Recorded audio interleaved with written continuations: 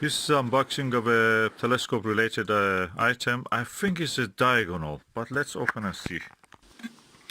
Okay, I have removed the package. As you know, we are in the coronavirus lockdown, so I'm trying to be keeping safe everything.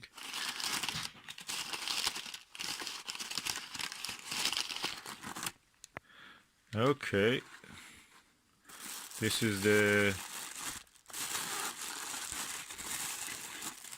eyepiece. No, it says diagonal. Oh, hallelujah. It's quite massive. Let me just put this away. That's the container of it. Nothing in this. Oh, there is something like a screw. Yeah, 2 screws there. I'll put this apart away. That's an Altair. I can see from here. That is an Altair. I will disinfect it with the alcohol before using, but anyway, at the moment I will disinfect this surface also. It's quite chunky. Okay, this is an Altair Prism diagonal. It's made of prism. It has a glass inside it. Instead of a mirror, which should be here, the whole thing is a prism. It's crystal. And that means you will have the best reflectivity from the beam of the light from the object to the eyepiece. And what that means for you, this will be perfect for seeing planetary details on objects like Mars, like Moon, like Jupiter, festoons, and all the cloud belts will be visible. Also the details on the disk of the Saturn and the rings of the Saturn. So really good item for this kind of observations. It comes with 2 adapters, one 1¼ inch adapter, the other one is a 2-inch adapter. So when you attach those screws, that will make it usable for that. I'm going to attach them now. Okay, I've now removed the cap. I've attached the screws. This is like a bother version of this. So probably you can turn it. No, it's not like bother. Click lock is not click lock. So you have to loosen up the screws, pull up the adapter. It's a compression ring style. You pull up this adapter. This is the 2-inch to 1½ inch. You can see the prism here. No reflective surface, no aluminum that you lose the power. And this is the 2-inch version of it. And when you open this, it will be reflective. It works with the total reflection angle. So you are seeing the whatever is beyond. Really clear.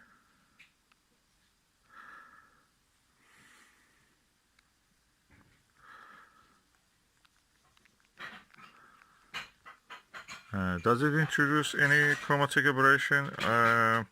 Maybe not. I have to test it in real situations. But so far so good, and really good value. The wholesale value, the retail value of this is around £200, 185, 125, depending on the stock of that the seller has. I bought it from eBay, so cheap, quite cheaper. £60, I think. And it's a good addition to my eyepiece and telescope range, so I can just have a good planetary view with planetary eyepieces that I'm using. So, Altair Astro, Altair Prism Diagonal. The screw of it will cost you £2 at least if you want to buy that. And the cap, definitely £1, £2, depending on the grid. And this adapter on its own, £5 probably. Okay, I have disinfected it with this cheap perfume that I have, contains alcohol, of course, as you know, eau de cologne. Now I'm going to measure the weight of it. 645. If you have a balancing issue with your telescope, probably it's not for you, but if you don't have, that's good.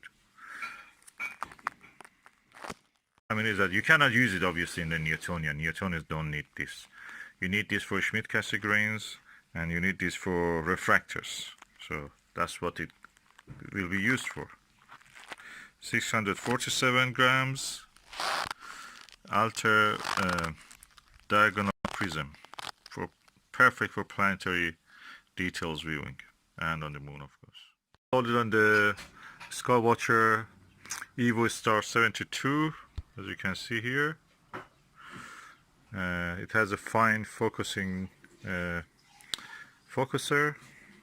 And I'm going now to put an eyepiece into this and just look. I've used the 1¼ inch eyepiece holder first. Okay, I'm using the Celestron 30mm Ultima series fully multi-coated eyepiece. It's a basic eyepiece, very old, but it has a good image, a general big image. Let's look through the eyepiece. I must say this is the brightest image I've seen through any diagonal eyepiece. It's like using orthoscopic eyepiece compared to a Plusol or any other eyepiece. Orthoscopic, if you know, they are the best eyepieces for clarity and sharpness and the brightness of the image. Okay, I'm trying to focus the camera on this bud of the tree, leaf bud. And of course outside is very cloudy, there is not much brightness. The image quality, I was shocked when I looked through this diagonal and eyepiece. It's such a bright image, so much detail visible. So good for this, and I must say I'm impressed. Diagonal Prism is definitely the best choice for clarity and brightness of the image. I will test it on the first occasion on the stars also.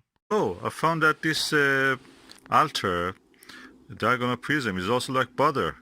It's click lock. You turn it over like this, it's loose. You tighten it up like that, it doesn't come up. So perfect. Oh, I bought it really cheap. That click lock diagonal, mirror diagonal of the butter was costing me £175. And I bought this £60 with everything. This is the Skywatcher Sky Max 150, is a max set of Cassegrain telescope. I have a Media LX200 and I looked through it also. That's very optically superb. This max setup is as good as that. On this occasion, looking at the Orion Nebula, it is as good or a bit better than the LX200 8-inch. This is 6-inch, of course. With this eyepiece, I can completely see the details in the Orion Nebula trapezium. The details in the trapezium and the Orion Nebula, the wispiness in the nebula itself. It is really good quality. I can compare it with the best optics. I've not used this for a while, so I forgot how it looks. And I was really shocked and impressed looking through this telescope. Fascinating, beautiful optics.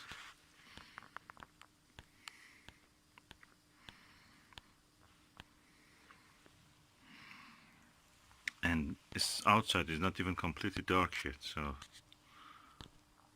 And not many objects are yet visible. I can make sure this is not very dark sky yet. And as you can see, we have light pollution. We are during the lockdown, COVID-19, coronavirus. So, impressive. The stars look pinpoint, and I can see the dark lanes and the wispiness and the feathery structures in the nebula itself, which I only saw with the LX200 in some occasions. I remember now why it is looking so crisp and sharp and bright, the image of the Orion Nebula, and it can show all the stars of the trapezium. The reason is not the eyepiece or the telescope just itself. Today I received my Altair diagonal prism. It gives crisp, sharp views of the anything that you are looking details, usually best with the planetary telescopes like Maxvision or refractors. So, and first the Schmidt-Cassegrain. This is superb. I tried it in the daylight, and I'm telling you now, it's night nighttime. That's the reason. I don't remember seeing this so crisp. This is because of his Altair diagonal prism.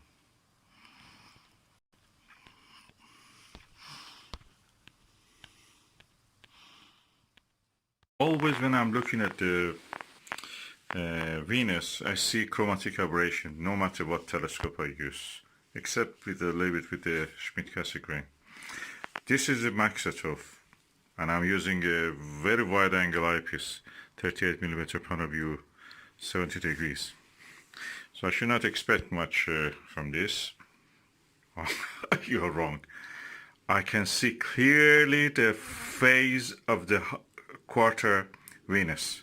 It has passed the quarter phase. It's now gradually getting toward the crescent, the thinner crescent. So it is now in the middle of the constellation of Taurus, at the eastern part of it, in the middle of the Pleaides star cluster. Superb view. Is bright. Camera cannot show it, unfortunately. I tried it, it cannot center really. But that's a superb view. Venus is almost yellowish, and the stars of the Pleaides are beautiful. Beautiful. It's never seen such a thing.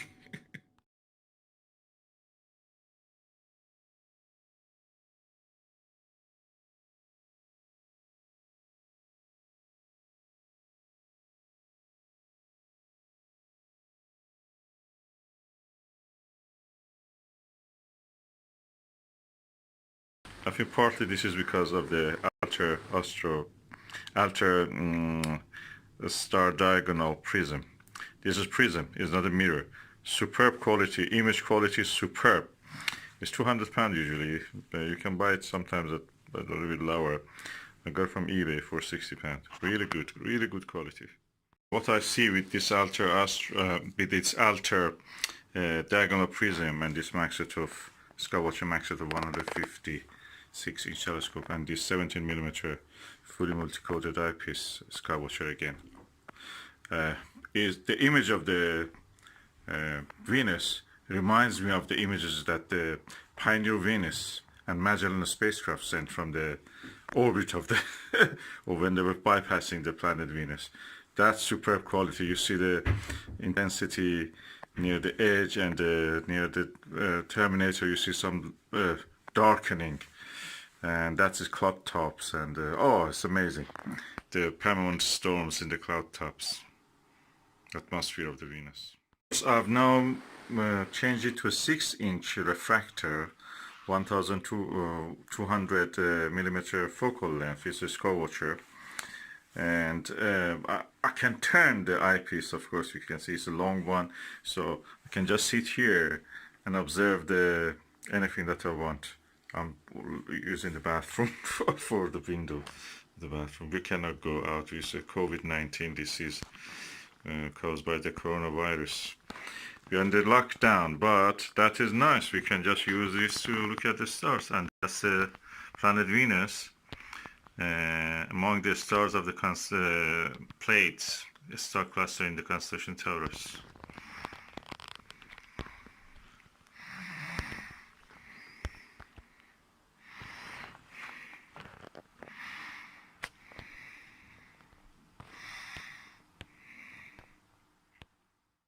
Practically I'm sitting and the eyepiece is facing me. And the telescope on this Dobsonian mount from the Skywatcher Flex Tube 130 is really balanced. This telescope with the eyepiece and everything is around 10 kilograms with this diagonal also. And I just sit here and can just directly look horizontally. This is the bathroom.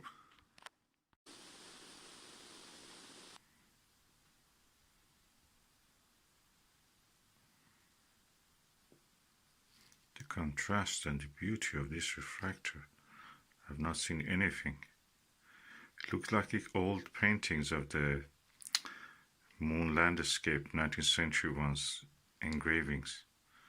You can see why they draw them like that. These refractors are so contrasty. The image quality is superb.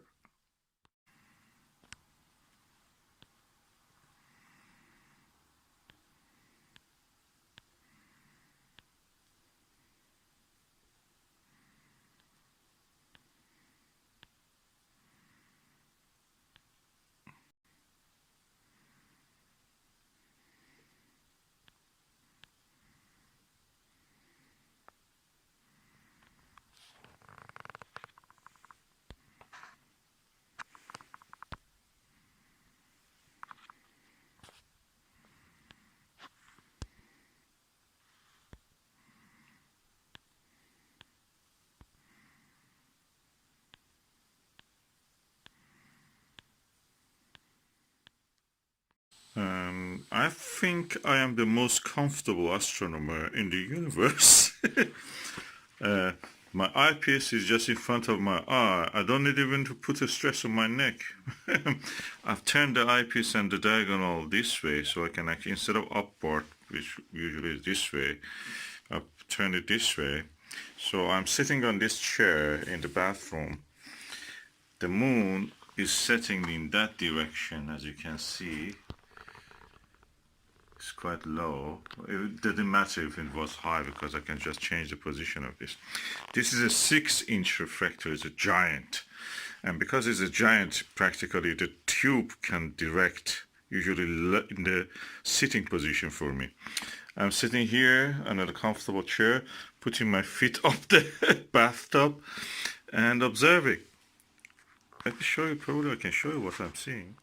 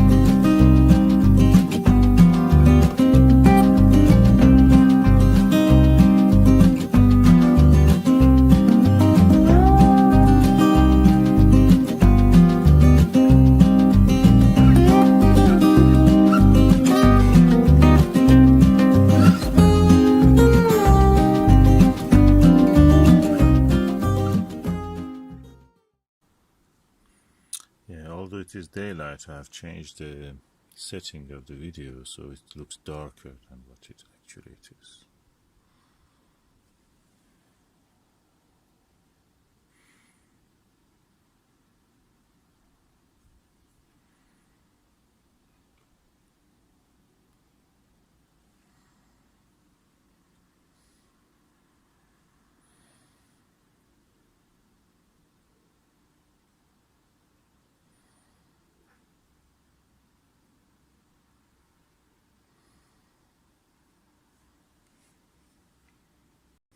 But where I'm making this video using a Meade LX200 Classic.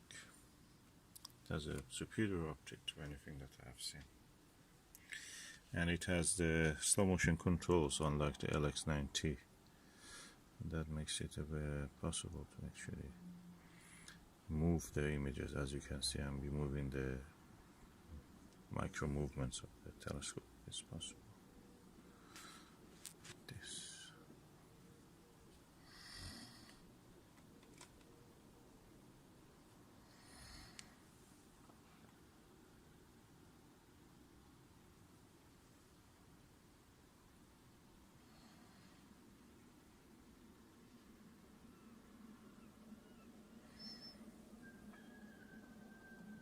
Yeah, the cuckoo is singing.